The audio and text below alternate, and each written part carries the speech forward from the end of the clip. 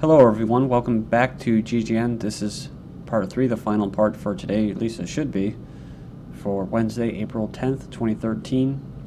My website is ggnonline.com, and on YouTube, ddarko2012, ddarko2013 my YouTube channels. If you want to check out some of these links or stories I'm covering, they're in YouTube's video description. Alright, now we're getting into some social engineering in that. First article I have is Russia's Orthodox leader says feminism is very dangerous. The head of the resurgent Russian Orthodox Church said on Tuesday feminism was a very dangerous phenomenon, offering an illusion of freedom to women who should focus on their families and children. Some 3/4 of Russians consider themselves Russian Orthodoxes, and says here he's pretty close ties with Putin, who has portrayed the church as the guardian of Russian national values. He was quoted saying, "I find very dangerous this phenomenon, which is called feminism, because feminist organizations proclaim a pseudo-freedom of women that should in the first place be manifested outside marriage and outside the family." So it says here that the man turns his sight outward, he should work, make money, while a woman is always focused inward towards her children, her home. If this exceptionally important role of a woman is destroyed, everything will be destroyed as a consequence, family, and if you wish, the homeland. It says here, Kirill once likened Putin's role over Russia to a miracle of God, and the president he has said the Orthodox Church should play a bigger role in the country where faith runs deep after the fall of the officially atheist Soviet Union. Life and death of a feminist fighter, says here this Shalamith Firestone helped start the movement that rejected her. She sparked radical New York feminism in the late 1960s and inspired the entire movement that followed, was devastated and left to die in isolation after a fellow activist rejected her. Less known today, Firestone started early feminist groups and wrote the highly influential Dialectic of Sex. It says here that she saw the family as the embryo of all political antagonisms and argued that exaggeration of children's dependence forced women into extreme bondage to motherhood. So it says here she rebelled against her Orthodox Jewish father and was beaten by her brother, she said, for ignoring religious law. So she brought the intensity to her fellow activists in an internal dispute. She quit the movement and slipped into paranoid schizophrenia, eventually dying alone in her New York apartment last year, much like other 1960s feminists who ended up infirm, mentally ill, or even homeless. I just saw this article on Yahoo. Mother declares her children are the biggest regret of her life. It said, let's talk about a mom who regrets her children. Last week, Daily Mail published a full-person story by Isabel Dutton, a 57-year-old mother of 2 children, who declared her children to be the biggest regret of her life. Since the Daily Mail is possibly the internet's leading purveyor of human interest in hating other humans' stories, it goes without saying that the article incited and was intended to incite a monstrous tsunami of scorn. Feels trapped by the intense demands of her children, calling them parasites. And you go and check out most of the comments. They agree with that person. Justin Bieber's Rihanna Miley Cyrus-Inspired haircut. So it says here the return of the side shave. Justin Bieber has joined the ranks of Rihanna, Robin, Skrillex, and Miley Cyrus with a new side-swept, shaved undercut. So why do I care? Well, because it covers the androgynous agenda. So, right? Like this woman who's been in the news recently arrested for battery, Jenna Jameson, who does not look like the same person that I saw maybe 10 years ago. She has a shaved head and looks like lots of plastic surgery. But it has to do, like I said many times before, morphing female into the male and male into the female. Teen, I was raped by 4 200-pound women. Now, this is a trend, again, of women raping men. Now, I'm not just trying to say one thing and the other when I cover stuff in this video. It's just that I'm trying to even the scales. So that's all I'm trying to do. Where, you know, some things I've never talked about and covered too much. It says here, Toronto police seek alleged assailants. Like, what I'm talking about is like the whole rape thing. Rape. Everyone, you know, oh, a bra that's going to protect you from rape. Ooh, underwear, you know, made to protect women from rape. What about men, you know? I just saw another article today in the Mail Online about some chick that was like, they called her Pepper. She was like peppermint schnapps chick, and she assaulted like a cab driver, pulling and twisting his nipples or some crap. Police say 4 women weighing about 200 pounds each raped a Toronto man last month after offering him a lift home. So they met him downtown nightclub, accepted the ride, but they drove him only a few blocks in the SUV before turning into a parking lot and assaulting him. The police described the women as being about 5'4" in their early 30s. One had a British accent and a tattoo of wings on the back of her neck. So assaults by females on males are not unheard of in Toronto. It says that in 2003 they found that 8% of sexual complaints were male. Male victims were just as likely as females to report them. So like someone else pointed out, 25% of people thought that story was funny or hilarious. Montana representative insists no homophobic issues here as he votes against decriminalization of gay sex. So Montana Republican state representative insisted Tuesday that there's no homophobic issues, even as he prepares to cast a vote continuing to apply a federal criminal penalty to LGBT people simply for being who they are.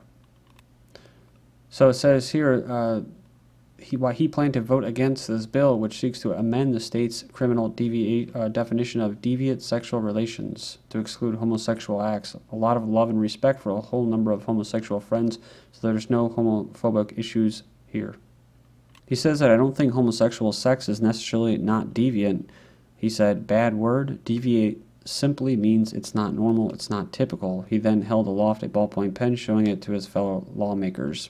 Says this pen has two purposes. Of course, one is to write, the second is to retract. But one is primary and the other is secondary. To me, sex's primary purpose is to produce people. That's why we're all here. He says sex that doesn't produce people is deviant. He says that doesn't mean that it's a problem. It just means that it's not doing its primary purpose. So I'm just speaking to the bill, and I encourage people to vote red. Hundreds rally against same-sex marriage, adoption in Paris. This is from April 5th. So then there's this story that came across. Paris beating gives a face to homophobia. So raw photo prompts online reaction in support of Wilfred Bruin. So it says here he's reportedly beaten for walking arm in arm with his boyfriend Olivier early Sunday morning. It says here a French resident says he was assaulted while walking in Paris, and he sustained injuries including a missing tooth, broken bones.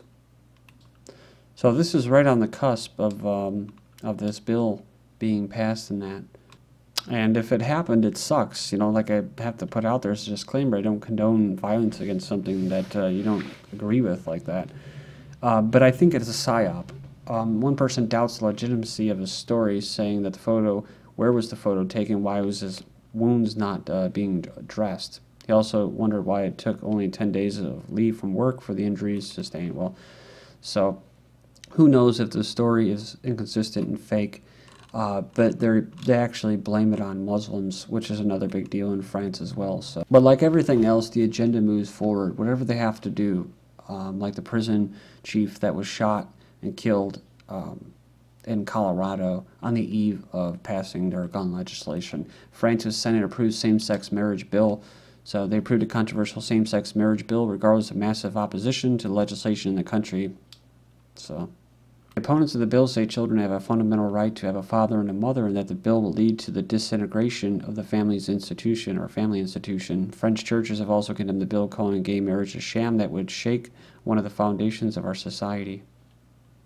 Again, I'm not condoning what this person's saying, but I think he has the right still to say it. And for whatever it's worth, the UFC fighter on transgender fighter, sick freak, so he gets suspended for a transphobic dig. So in a statement, he said it was they were appalled by the transphobic comments, calling them offensive and wholly unacceptable. Fox's gender reassignment surgery, which she underwent in 2006, and her hormonal therapy has been big news in the MMA.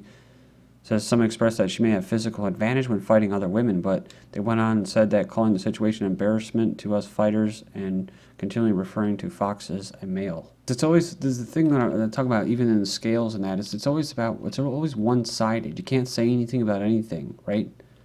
They're completely intolerant to anybody that opposes their views. But then other people, they just get shot down, right? So this individual, like Jeremy Irons, who, you know, had to apologize, but said, you know, I still agree with what I said, believe what I said.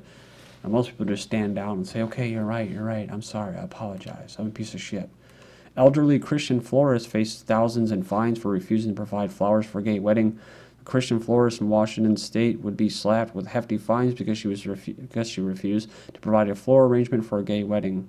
So, on March 1st, the owner of the floral place, refused to sell flowers to Robert Ingersoll for his marriage to Kurt Feet. He said he decided to get married, and before he got through, I grabbed his hand and said, "I'm sorry, I can't do your wedding because of my relationship with JC." She said it was the only wedding she had declined in 37 years. But Ferguson said the stance violates the law. Under the Consumer Protection Act, it's unlawful to discriminate against customers on the basis of a sexual orientation. You're going to force somebody to do something they don't want to do. So they're talking about it's about being a human, being who you are. In that article, well, it's about forcing other people to pay for something that they don't want to do or provide services for something that they don't morally support. If a business provides a product or service to opposite-sex couples for their weddings, then it must provide same-sex couples the same product or service. Wow. It says here some of her neighbors in a very liberal state agree that she should be compelled to sell flowers regardless of her religion. One resident told KEPR-TV she does not have the right to say no. The station reported Stutzman has received death threats after her simple testimony of faith went viral. Then you have Etsy shop owner refuses same-sex couples marriage businesses, claiming Christian values. So I guess two women wanted a guest book for their wedding, and they didn't receive a reply. Then the person replied saying, "After talking with my pastor and praying about the situation, I decided that I shouldn't design your guest book." She says, "I hope you understand, or understanding. Sorry for staying in contact with you for so long and not giving you a concrete response until now." The author says, "We just love Miss Fong is apologetic for her slow response, but not for denigrating the priceless, happy occasion of a fellow human being. We love that she also seems to think that the simple exclusion and cruelty are Christian principles. For the sake of future religion, we hope that this is not the case." Etsy's terms allow shop owner to refuse services. It also reserves the right to suspend shops that abuse the privilege. It goes on and it says that it goes against the company's mission statement of making commerce in the world more fair. Then another one from this queer TY, free of an agenda except the gay one. Threatened by new legislation, the Boy Scouts of America may consider embracing the LGBT community. So enough threats, and eventually the private organization will get forced to adopt this agenda. After a Senate committee meeting earlier today, it looks like California may be the first state to take action against the Boy Scouts and other nonprofit groups that do not welcome gays and transsexuals as members. Say it's sad that legislation is required to help force the Boy Scouts out of a dated admissions policy, especially since they've been using the California's taxpayers' money for decades to promote their anti-LGBT agenda. These are the same people that don't mind tax dollars going to teaching grade schoolers how to masturbate and telling them that, all this stuff is normal. Army labeled evangelicals, and they're all for like handing out pills at high school, and Planned Parenthood being at schools and telling them how abortion, it's your right, and that it's just tissue, it's not a human being or anything. A medic's graphic account of beheading live babies at abortion house of horrors in Philadelphia, fetuses and blood all over the place. A medical school graduate has given a graphic account of working at the Philadelphia abortion clinic and how he routinely saw babies born alive and then killed with scissors. So a former employee described how she heard a baby scream during a live birth abortion. Said, "I couldn't describe it, it sounded like a little alien."